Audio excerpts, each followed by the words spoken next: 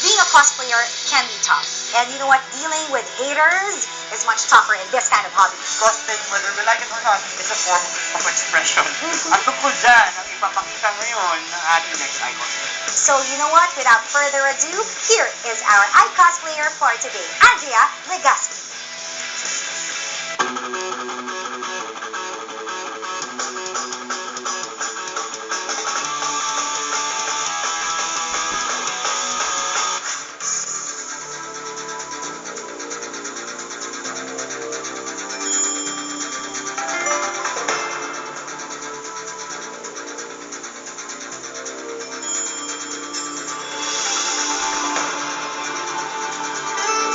Actually po, nung elementary to high school po, I was, tako na po. Since sa Cavite ako nag-aaral, konti yung opportunity doon na mag-cosplay. Nung college ko lang nalaman na, ay may cosplay pala.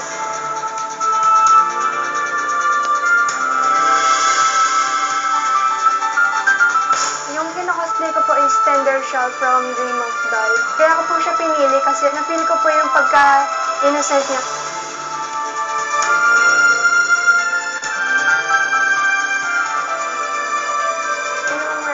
Pictures po niya kasi sa internet, konti lang. So, to get the costume, dinraw ko siya para makuha yung minor details. Sa pagpili naman po ng iko-cosplay, basta po yung feel ko yung character ko lang. Pero yung pagpili po ng designs, cloth, and stuffs, dun po talaga ako mabusisi kasi syempre mas maganda kung gawin siyang accurate.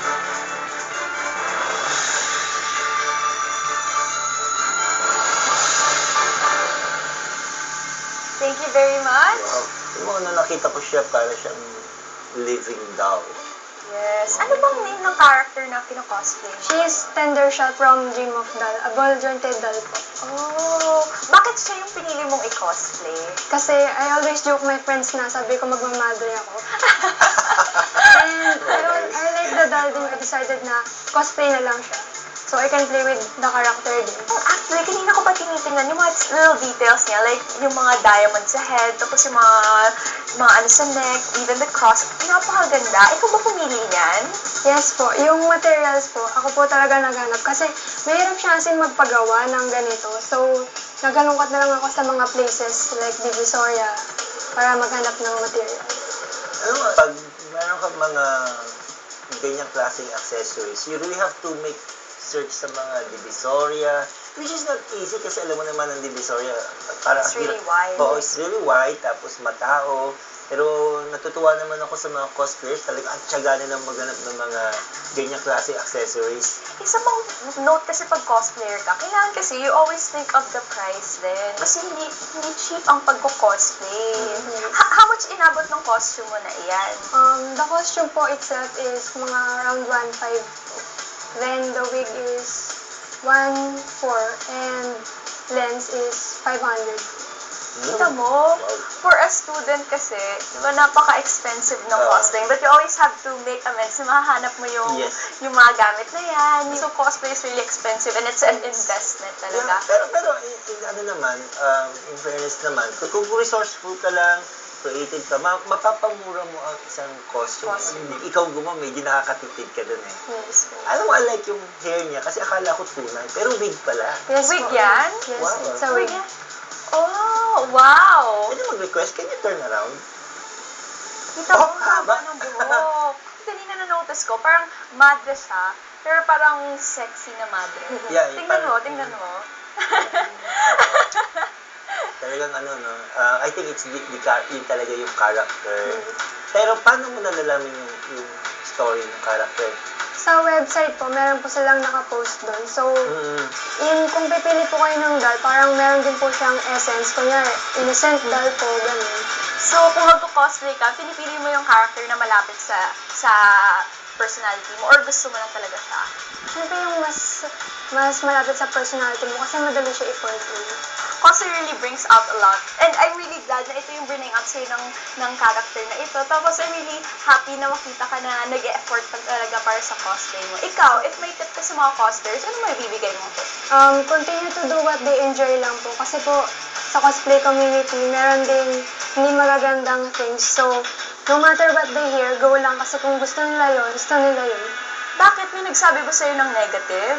Yes po, kasi nga po, parang weird nga raw po, kasi hindi nila nakikita araw-araw.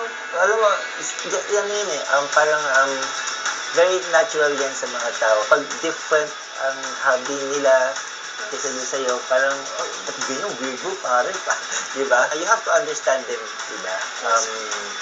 Salamat nga kay Martel, di ba? Naging familiar. Household word yung cosplay, di ba? Which is good kasi unti-unting nakilala yung ating hobby. With the positive, there's always negatives. But we're really thankful na ang daming positive, mas maraming positive na bringing sa'yo yung cosplay. Thank you so much sa pagbisita sa amin dito. And I hope maraming natutunan yung ibang cosplayers na dapat talaga, pag nag-cosplay ka, You just have to enjoy. And not take note of the negatives rin. Thank you very much. Thank you.